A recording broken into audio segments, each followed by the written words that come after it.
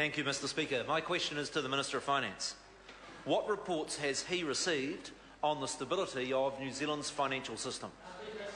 The Honourable Bill English. Speaker, last week the IMF noted New Zealand has a sound banking sector. Non-performing loans have fallen to less than 2% of the total loans, and capital adequacy has improved since 2007 as New Zealand households and businesses save more and borrow less.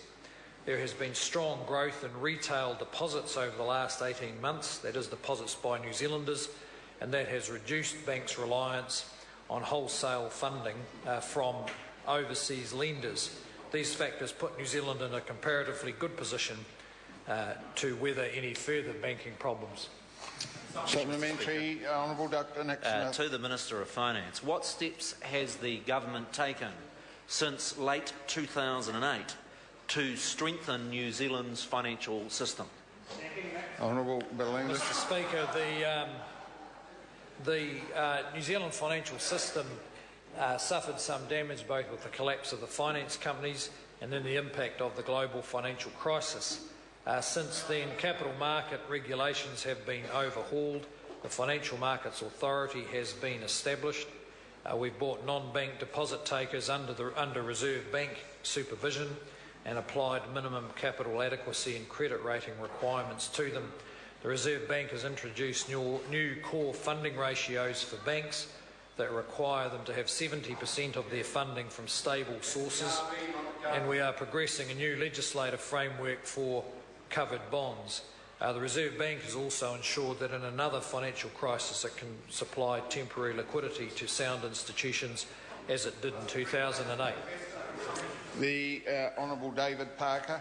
Given that the Secretary for the Treasury at Select Committee this morning said that the Minister has not requested any report from the Treasury quantifying the additional losses to taxpayers caused by the mismanagement of the Crown guarantee of finance companies, will he direct the Treasury to cooperate with an independent assessment of those additional losses to clarify whether they total $100 million or more or less? Honourable Bill English.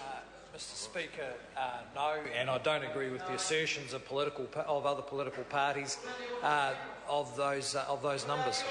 Supplementary, Mr Speaker. Honourable Nick Smith. Again to the Minister of Finance. How does the current state of New Zealand's financial systems compare with what he inherited in 2008? Honourable Bill English. Well, Mr Speaker, I think there have been a number of lessons learned both from the collapse of the finance companies and the impact of the global financial crisis.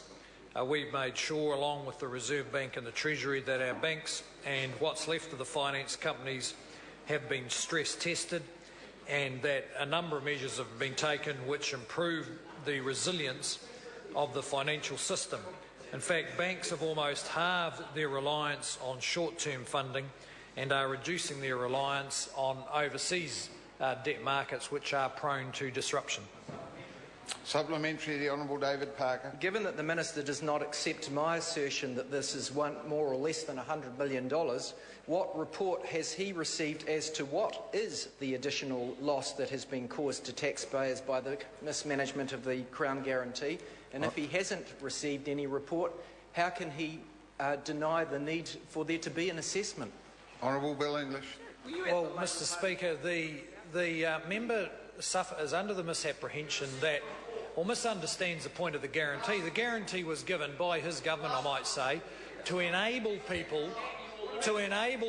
at your campaign launch, to enable people to keep depositing in those institutions so that they wouldn't crash. And now he's complaining that people were allowed to keep depositing in them. Speaker. Point of order, the Honourable David. My question was that, given that he denied my assessment of the loss, what reports had he received quantifying the loss? And he has not even addressed that question. Well, as I recall, the member actually asked 2 or 3 questions. And correctly, he has further supplementaries if he wishes to pursue that one specifically, but there were more than one question. Point of order, Mr Speaker. Point of order. Could the Speaker please advise which of the many parts that you assert that I asked that the Minister answered? Oh no, I'm not. I have made a ruling. If the member wishes to pursue the question about reports, he may ask another supplementary. Right, we shall move on to question number 4 in the name of the Honourable David Barker. Thank you, Mr.